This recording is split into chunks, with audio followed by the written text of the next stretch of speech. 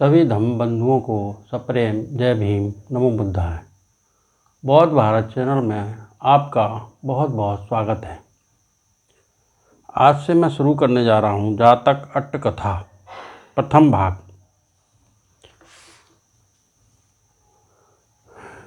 नमो तस् भगवतो अरहतो सम्मा सम्बुद्धस्स। जातक अट्ट कथा प्रथम भाग। वंदना के छंद। लाखों जन्मों में जिन महर्षि लोकनाथ ने संसार का अनंत हित किया, उनके चरणों में प्रणाम करता हूँ, धर्म को हाथ जोड़ता हूँ तथा सबसे आदरणीय भिक्षु संघ की पूजा करता हूँ। इन तीनों रत्नों के नमस्कार राधि से प्राप्त इस पुण्य के प्रताप से सब उपद्रवों का नाश हो। प्रकाश स्वरूप महर्षि बुद्ध ने अपणक आदि जातकों को पहले कहा, जिन्हें लोक के उद्धार की इच्छा से नायक शास्ता बुद्ध ने बुद्ध होने के लिए आवश्यक अनंत सामग्री की प्राप्ति के लिए पूरा किया। पूर्व जन्म की उन सब कथाओं के संग्रह को धर्म ग्रंथ संग्रह करने वालों ने जातक नाम से संज्ञान किया।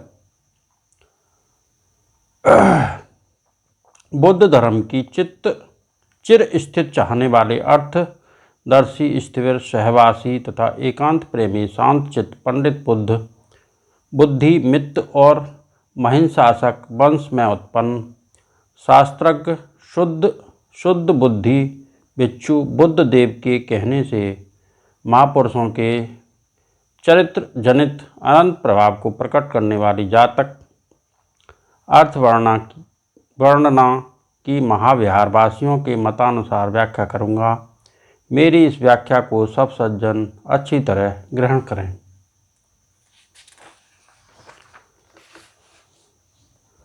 जातक की तीन निदान। जातक की यह व्याख्या दूरे निदान, अविदूरे निदान, संति के निदान, इन तीन निदानों में वर्णित है और जो इसे इस प्रकार सुनते हैं वे आरंभ से भली प्रकार समझकर ठीक समझते हैं। इसलिए हम इसे इन तीन निदानों में विभक्त करके कहेंगे। पहले इन तीनों निदानों का वर्गीकरण समझ लेना चाहिए। भगवान दीपंकर के चरणों में जीवानर्पण समय से वेशांतर तक शरीर छोड़ तुषित स्वर्गलोक में उत्पत्ति पर्यंत की जीवन तथा दूरे निदान कही जाती है।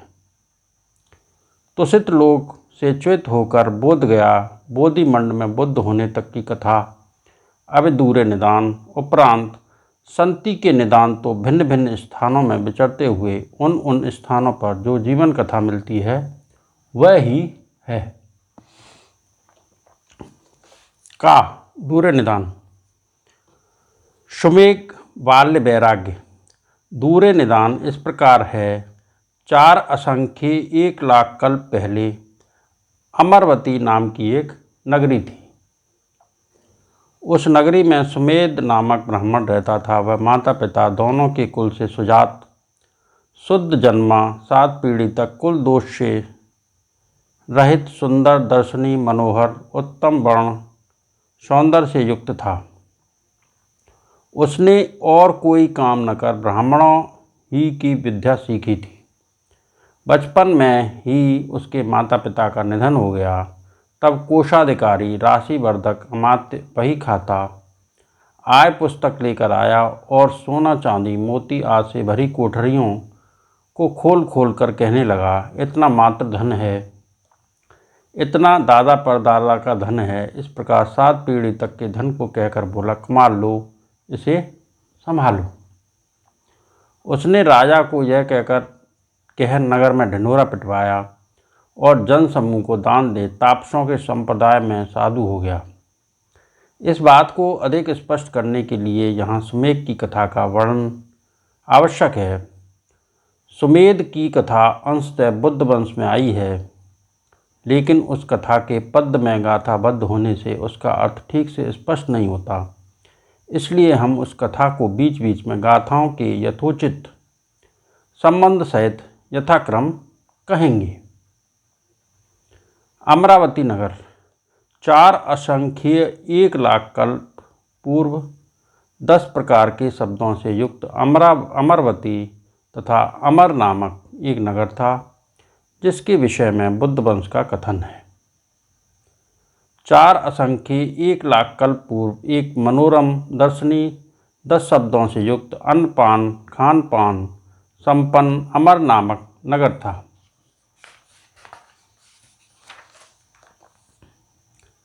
10 शब्दों से युक्त का अर्थ है हाथी शब्द, अश्व शब्द, रथ शब्द, भेरी शब्द, मृदंग शब्द, वीणा शब्द, गीत शब्द, शंख शब्द, ताल शब्द, खाने पीने का शब्द।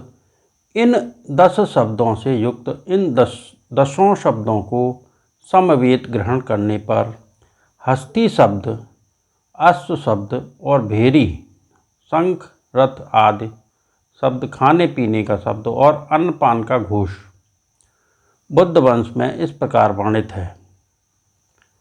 सर्वांग संपूर्ण सब भोगों से युक्त 7 रत्नों से संपन्न नाना जन समाकुल देवनगर सदृश वैभवशाली पुण्य आत्माओं का निवास अमरावती नामक नगर में करोड़ों का स्वामी अतुल धन धान्य संपन्न वेद पाठी अध्यापक मंत्रधर तीनों वेदों में पारंगत लक्षण इतिहास और सद्धर्म में पूर्णता प्राप्त सुमेध नामक ब्राह्मण रहता था। सुमेध पंडित का चिंतन। एक दिन प्रासाद के उपस्थित सुंदर तल पर एकांत में आसनस्थ सुमेध पंडित सोचने लगा, पंडित जन्म ग्रहण करना दुख है, प्रत्येक जन्म में मृत्यु दुख है, जन्म जरा तथा मरण मनुष्य के लिए अनिवार्य है। ऐसी स्थिति में उत्पत्ति जरा व्याधि दुख तथा सुख से रहित शीतल तथा अमृत स्वरूप महानिर्वाण की हमें खोज करनी चाहिए।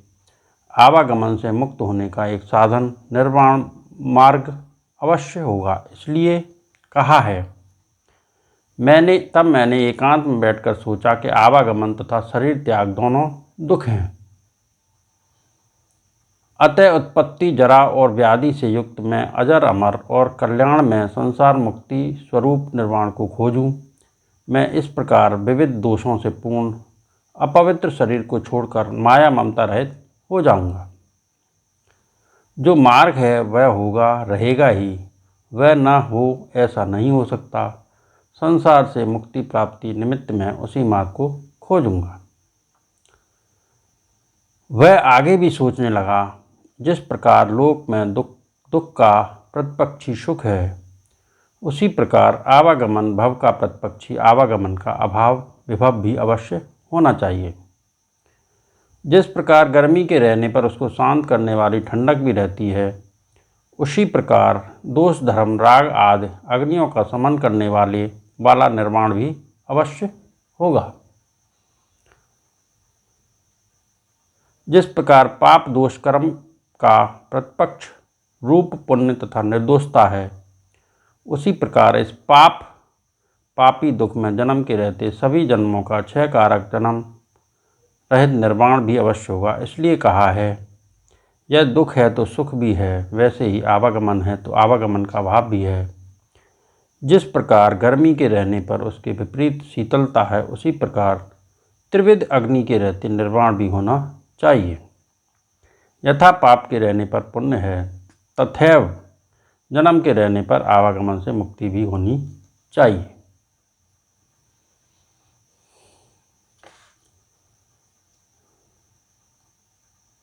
आज जो मैंने जातक पढ़ा, उसके प्रताप से सभी का मंगल हो, सबका भला हो, सबका कल्याण हो, संसार के सारे प्राणी सुखी रहें, सुखी रहें, सुखी रहें।